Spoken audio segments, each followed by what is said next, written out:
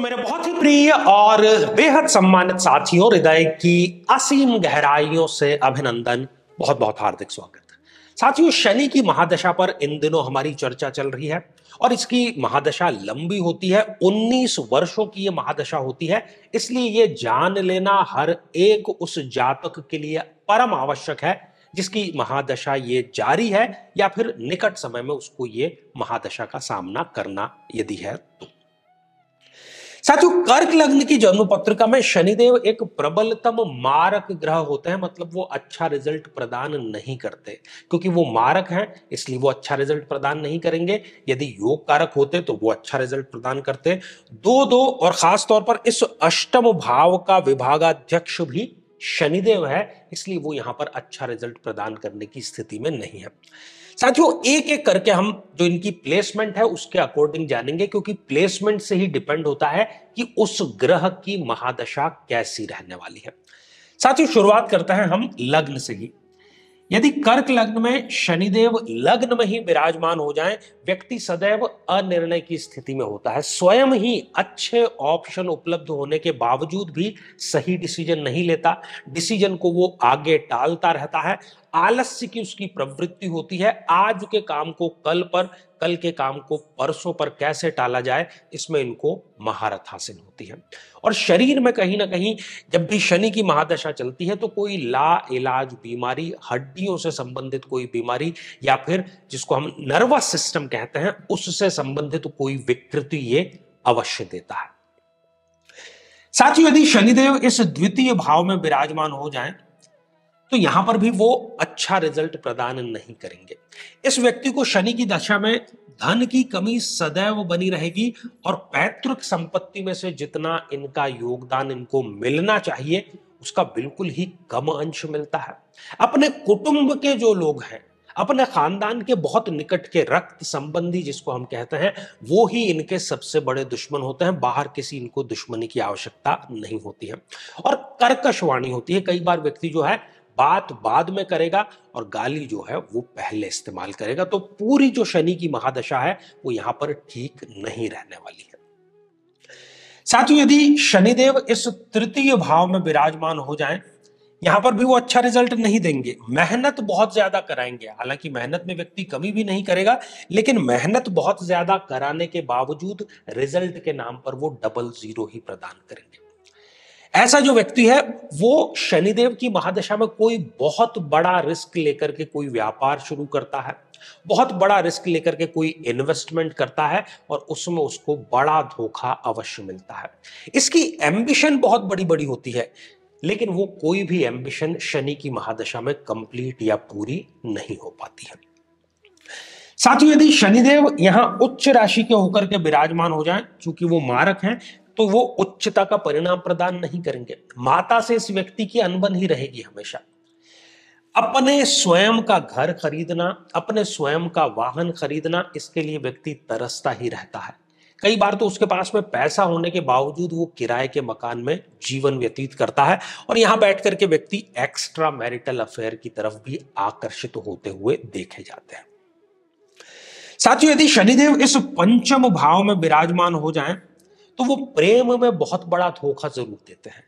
ऐसा प्रेम जो कि 4, 5, 6 और कई बार तो 10-10 वर्षों तक रहा, लेकिन वो शादी में परिणत नहीं हो पाता। कई बार यदि वो शादी में परिणत हो भी जाए तो वो ज्यादा समय तक शादी टिक नहीं पाती है। साथियों, आकस्मिक धन योग, ऐसे व्यक्ति को शेयर मार्केट से सदैव दूर रहना चाहिए। यदि वो शेयर मार्केट में काम करता है तो वो अपनी जमा पूंजी, अपनी पैतृक संपत्ति वो भी गंवाना सुनिश्चित आप समझ लीजिए।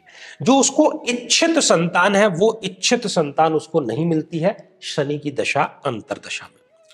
साथियों, यदि शनिदेव इस छठे भाव में विराजमान हो तो भी शनि की महादशा अच्छी बिल्कुल भी इनकी नहीं रहने वाली है। व्यक्ति ऋण लेकर के कार्य करता रहता है और ऋण के जाल में बहुत बुरी तरीके से वो फंस जाता है।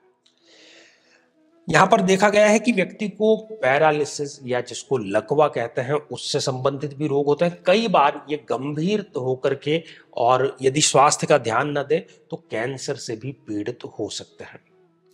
अपने ही लोग इनके शत्रु होते हैं और खासतौर पर कोई भाई तुल्य मित्र, जिसको भाई से भी बढ़कर के इन्होंने प्यार किया हो, वो ही इनके पीठ में खंजर भोंकने का कार्य करता है। छोटी बड़ी जेल यात्रा भी यहाँ पर बैठ करके शनिदेव जरूर कराते हैं। और व्यक्ति नियमित रूप से नशे का भी सेवन करता है और अपमान तो उसका पग पग पर अवश्य होता है। लेकिन यहां पर यदि चंद्रमा की स्थिति, शनिदेव यदि छठे भाव में है लेकिन चंद्रमा यदि बली है, बली का अर्थ यह है कि या तो फिर लग्न में है या इस कर्म भाव में है या भाग्य भाव में है या उच्च के होकर के विराजमान है, ऐसी स्थिति में यह विपरीत राजयोग बन जाएगा। तो विपरीत राजयोग यदि बन जाता है तब तो फिर चाहे शनि की दशा या चंद्रमा की दशा, दोनों ही इनके जीवन की सर्वोत्तम दशाएं रहेगी। लेकिन यदि विपरीत राजयोग नहीं बना है तब फिर ये दर दर की ठोकरें खाने के लिए तैयार रहे। साथियों, यदि शनिदेव अपने स्वयं के घर में यहां पर केंद्र भाव में विराजमान हो तो यहां पर वो अच्छा रिजल्ट प्रदान करेंगे केवल एक पक्ष में। उसको अपना जो जीवन साथी है वो बहुत अच्छा मिलता है, ईमानदार मिलता है, विश्वासी मिलता है और उसके हर कठिनाई में खड़ा रहने वाला मिलता है। यदि वो पार्टनरशिप से कार्य करता है तो वो पार्टनरशिप में सदैव लाभ में रहेगा और अपने पार्टनर के बजाय वो ज्यादा पार्टनरशिप का फायदा उठा सकने की स्थिति में रहता है। साथियों, यदि शनिदेव इस अष्टम भाव में विराजमान हो जाए, भले ही यहां पर स्वग्रही है लेकिन ये भाव ठीक नहीं होने के कारण यहां पर वो अच्छा रिजल्ट प्रदान बिल्कुल भी नहीं करेंगे। साथियों, शनिदेव की दशा अंतरदशा जो है वो इनके लिए मृत्यु तुल्य कष्ट लेकर के आएगी। घुटनों से संबंधित समस्या, पैरों से संबंधित समस्या, स्किन की समस्या, आलस्य, ये सारी चीजें इनको यहां पर बोनस में मिलती है। यदि किसी बड़े पद पर है तो वो पद भी इनका छिन जाता है, साथ ही कोई इंक्वायरी भी इनके ऊपर जरूर बैठ जाती है। साथियों, यहां पर पद जो है वो यदि छिनता नहीं है तो कम से कम वो पदावनत जरूर कर देता है, नीचे के पद पर आपको लेकर के आ सकता है। इसके अतिरिक्त पद पद पर अपमानजनक स्थितियों का सामना करना और छोटी बड़ी जेल यात्रा का योग भी यहां पर निर्मित करता है। लेकिन यहां पर भी वही बात विपरीत राजयोग की, यदि शनिदेव यहां विराजमान है और चंद्रमा अच्छी स्थिति में है अर्थात तो लग्न में है, भाग्य स्थान में है या कर्म भाव में है या फिर इस एकादश भाव में है, तो फिर ये शनि या फिर चंद्रमा की महादशा जीवन की सर्वोत्तम दशा रहेगी। साथियों, यदि शनिदेव इस भाग्य स्थान में विराजमान हो जाए तो वो भाग्य में एक प्रकार से ताला लगाने का कार्य कर देंगे।